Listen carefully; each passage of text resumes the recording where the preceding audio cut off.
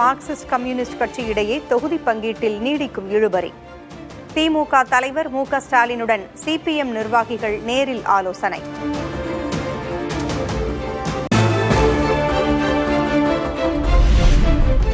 ஆறு தொகுதிகளை தக்க வைத்துக் கொள்வதில் விடாப்பிடியாக நிற்கும் சிபிஎம். 5 தொகுதிகளை ஏற்றுக்கொள்ளுமாறு வலியுறுத்திய மு.க.ஸ்டாலின். இந்த 5 என்கிற எண்ணிக்கையை ஏற்க வேண்டும் என்பதை மாண்புமிகு முதலமைச்சர் அவர்கள் கேட்டுக் கொண்டிருக்கிறார்கள். 6 என்பதற்குத்தான் எங்களுடைய மாநில குழு எங்களுக்கு ஒப்புதல் தருவதற்கு அனுமதி வழங்கியிருக்கிறது.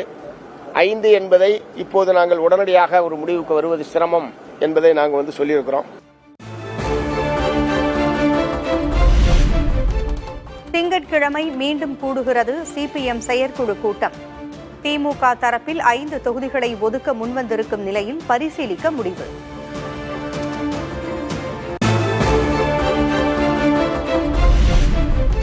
திங்கட்கிழமை நடக்கிறது விடுதலை சிறுத்தைகள் கட்சியின் உயர்நிலைக்குழு கலந்தாய்வு கூட்டம். தொகுதிகளை தேர்வு செய்வது, தேர்தல் அறிக்கை தயாரிப்பு குறித்து ஆலோசிக்கும் திருமாவளவன்.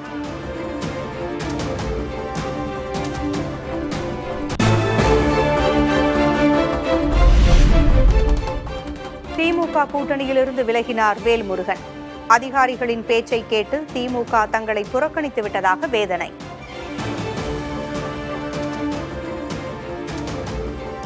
இன்று முதல் தமிழக வாழ்வுரிமை கட்சி திமுக தலைமையிலான கூட்டணியிலிருந்து விலகுவது என்பதை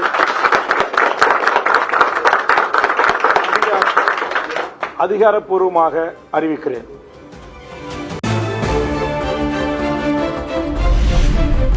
தமிழக வாழ்வுரிமை கட்சி முன்வைத்த எந்த கோரிக்கைகளையும் திமுக பொருட்படுத்தவே இல்லை. கூட்டணியிலிருந்து விலகிய நிலையில் வேல்முருகன் குற்றச்சாட்டு.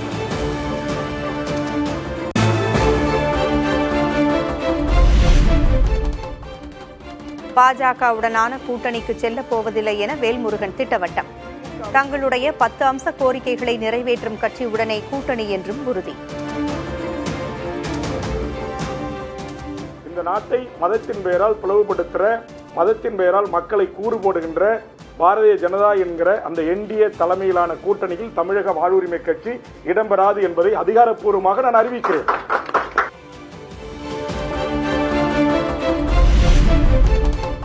கூட்டணியில் ஒருவர் வெளியேறும்போது குற்றச்சாட்டை வைப்பது வழக்கமான ஒன்றுதான். வேல்முருகனின் குற்றச்சாட்டுகள் குறித்து அமைச்சர் துரைமுருகன் பேட்டி.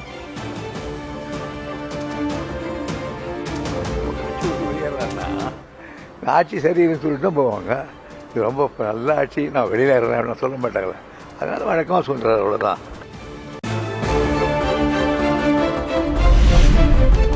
விலகிய வேல்முருகன் மீண்டும் திமுகவில் இணைவாரா? பேச்சுவார்த்தைக்கு வாய்ப்புள்ளதாக திமுகவின் டி.கே.எஸ். இளங்கோவன் பேட்டி.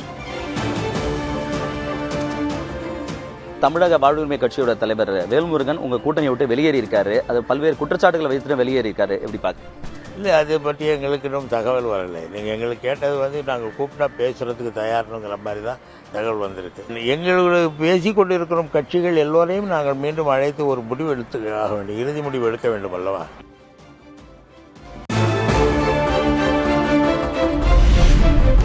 வரும் சட்டமன்ற தேர்தலில் முன்னாள் அமைச்சர் பொன்முடி போட்டியிடவில்லை என தகவல். பொன்முடி விருப்பமனு அளிக்கவில்லை என்று அவரது மகன் கௌதம சிகாமணி பேட்டி.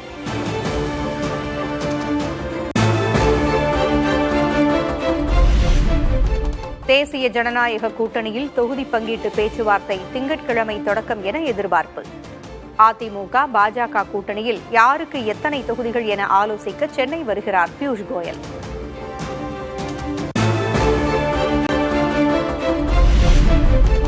சென்னை தியாகராய நகரில் ஆதரவாளர்கள், ரசிகர் மன்ற நிர்வாகிகளோடு சரத்குமார் ஆலோசனை. பாஜகவில் பொறுப்புக்காக இன்னும் எத்தனை நாட்கள் காத்திருப்பது? பொறுமைக்கும் ஒரு எல்லை உண்டு என ஆதரவாளர்கள் மத்தியில் பேச்சு.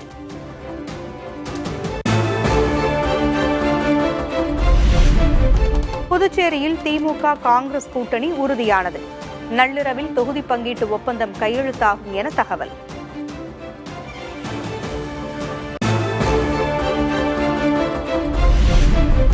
புதுச்சேரி சட்டமன்ற தேர்தலில் போட்டியிடும் அதிமுக வேட்பாளர்கள் பட்டியல் வெளியீடு. உப்பளத்தில் அன்பழகன், உருளையன்பேட்டையில் காந்தி போட்டி.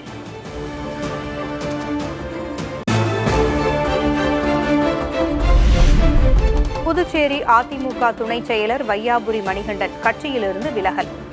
கூட்டணியில் அங்கம் வகிக்கும் என்ஆர் காங்கிரஸில் இணைந்தார்.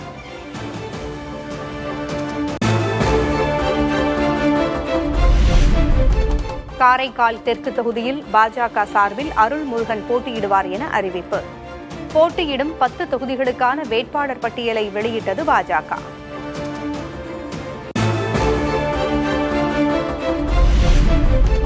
கேரளம் மற்றும் அஸ்ஸாம் சட்டமன்ற தேர்தலுக்கான வேட்புமனு தாக்கல் செய்ய திங்கட்கிழமை கடைசி நாள். வேட்புமனு தாக்கல் செய்ய அரசியல் கட்சியினரிடையே போட்டி.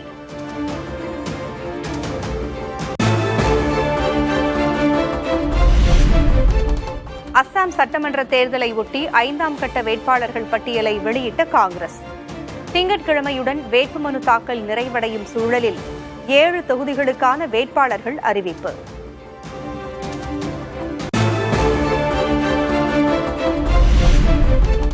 மதுரை, கோவை உள்ளிட்ட தமிழகத்தின் பல்வேறு பகுதிகளில் எரிவாயு சிலிண்டருக்கு கடும் தட்டுப்பாடு.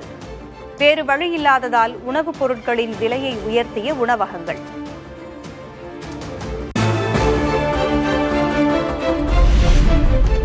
கட்டுப்பாடுகள் தொடர்வதால் சிலிண்டர் முன்பதிவில் சிக்கலை சந்திக்கும் மக்கள்.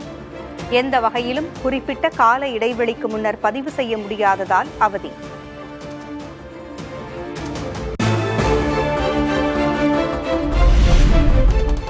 மேற்காசிய போர் தீவிரமடைந்திருக்கும் நிலையில் பிரதமர் மோடி தலைமையில் உயர்மட்ட ஆய்வுக் கூட்டம்.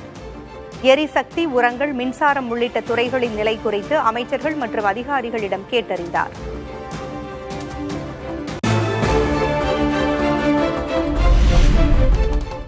சீனா நோக்கி சென்று கொண்டிருந்த ரஷ்ய எண்ணெய் கப்பலான MT Aqua Titan இந்தியா வருகை. எண்ணெய் இறக்குமதிக்கு அனுமதி பெற மங்களூரு துறைமுகத்திற்கு அருகே நடுக்கடலில் நிறுத்தி வைப்பு.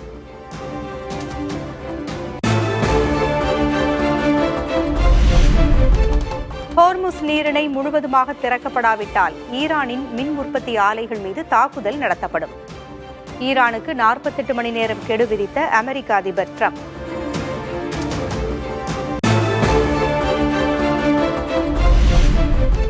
ஈரானின் மின் உற்பத்தி ஆலைகள் மீது தாக்குதல் நடத்தினால் பதிலுக்கு எரிசக்தி, IT, குடிநீர் கட்டமைப்புகளை குறிவைப்போம்.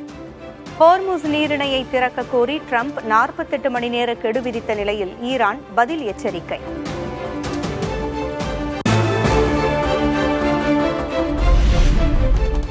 எதிரிகளை தவிர மற்ற நாட்டினர் அனைவருக்கும் ஹோர்முஸ் நீரிணை திறக்கப்பட்டிருப்பதாக ஈரான் அறிவிப்பு.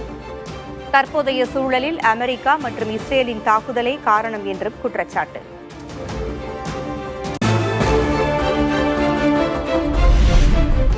ஈரான் தாக்குதலில் சேதமடைந்த நகரங்களை பார்வையிட்ட இஸ்ரேல் பிரதமர் பெஞ்சமின் நெதன்யாகு. பொதுமக்கள் பதுங்கு குழிகளை தற்காலிகமாக பயன்படுத்தவும் அறிவுறுத்தல்.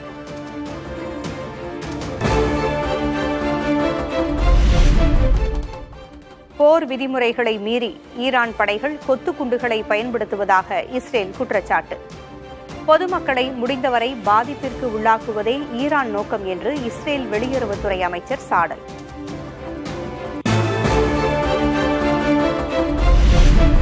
தெற்கு லெபனானில் உள்ள முக்கிய வழித்தடமான காஸ்மியா பாலத்தை ஏவுகணை வீசி தகர்த்த இஸ்ரேல் படைகள் ஹிஸ்புல்லா அமைப்பினரை குறிவைத்து தரைவழி தாக்குதலை தீவிரப்படுத்தவும் திட்டம்.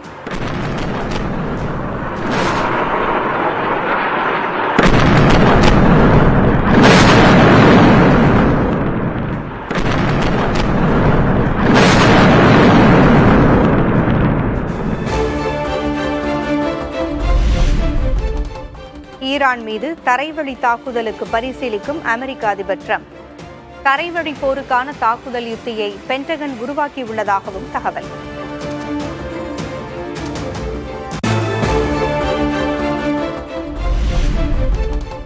டியாகோ கார்சியா தீவில் உள்ள பிரிட்டிஷ் கடற்படை தளத்தை தாக்கவில்லை என்று ஈரான் மறுப்பு.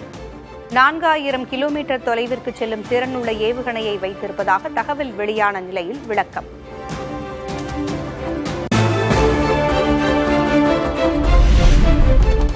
ஈரானுக்கு எதிரான போரை நிறுத்தக் கோரி ஜெர்மனி, இங்கிலாந்து உள்ளிட்ட நாடுகளில் போராட்டம்.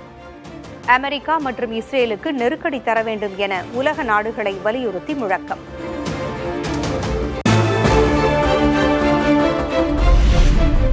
மேற்காசியாவில் நடைபெறும் போர் முழு மனித குலத்திற்கே அவமானம் என போப் 14ஆம் லியோ கருத்து. அனைத்து தரப்பினரும் உடனடியாக மோதலை நிறுத்திக் கொள்ளவும் வலியுறுத்தல்.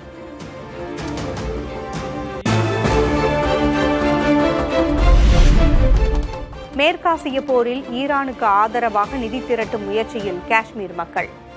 தங்கம், வெள்ளிப் பொருட்கள் மட்டுமின்றி பணம் கொடுத்தும் ஈரான் மக்களுக்கு உதவிக்கரம்.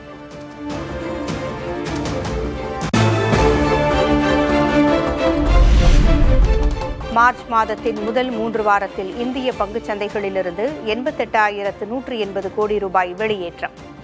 2026ஆம் ஆண்டில் மட்டும் 1 லட்சம் கோடி ரூபாய் வெளியேறியதால் முதலீட்டாளர்களுக்கு பெரும் இழப்பு.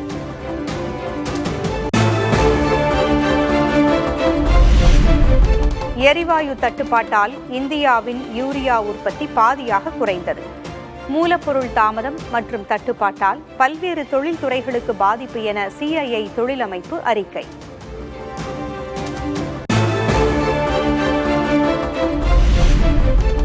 இலங்கையில் பெட்ரோல், டீசல் விலை ஒரே வாரத்தில் மீண்டும் உயர்வு. எரிபொருள் மற்றும் மின்சாரத்தை சிக்கனமாக பயன்படுத்த மக்களுக்கு அரசு வேண்டுகோள்.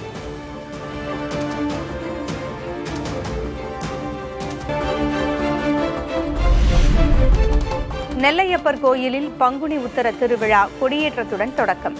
காஞ்சிபுரம் ஏகாம்பரநாதர் கோவிலில் 2 ஆண்டுகளுக்கு பிறகு பங்குனி உத்தர பிரம்மோற்சவம்.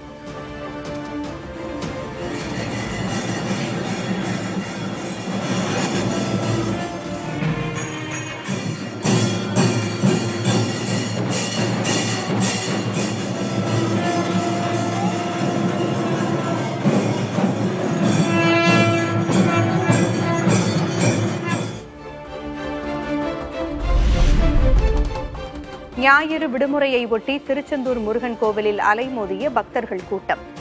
திருவண்ணாமலை கோயிலில் நீண்ட வரிசையில் காத்திருந்து தரிசனம்.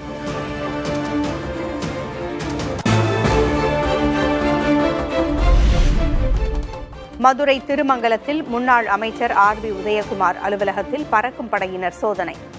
பரிசு பொருட்கள் விநியோகம் செய்யப்படுவதாக கிடைத்த தகவலை அடுத்து சென்னை அம்பத்தூர் அதிமுக அலுவலகத்திலும் விசாரணை.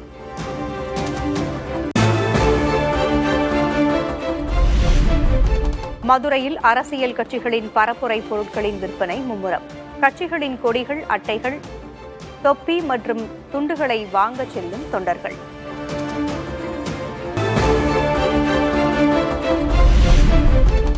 நீலகிரி மாவட்டம் மசனகுடி சுற்றுவட்டார பகுதியில் மழை இல்லாததால் நிலவும் கடும் வறட்சி.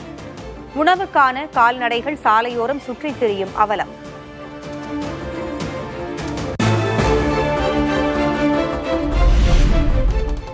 கோவை, நீலகிரி மாவட்டங்களில் 4 நாட்களுக்கு மழை பெய்யக்கூடும். சென்னை வானிலை ஆய்வு மையம் கணிப்பு.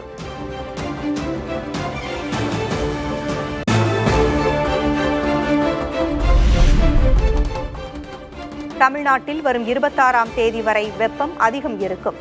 இயல்பை விட 2 முதல் 3 டிகிரி செல்சியஸ் வரை அதிகமாக இருக்கக்கூடும் என கணிப்பு.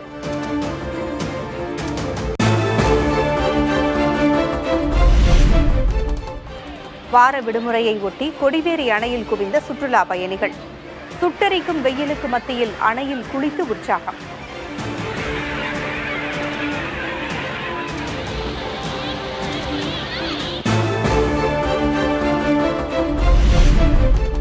சேலம் ஆத்தூர் அருகே தேனீக்கள் கொட்டியதில் 20க்கும் மேற்பட்டவர்கள் காயம். கோயில் விழாவில் பொங்கல் வைத்த போது எழுந்த புகையால் நிகழ்ந்த சோகச் சம்பவம்.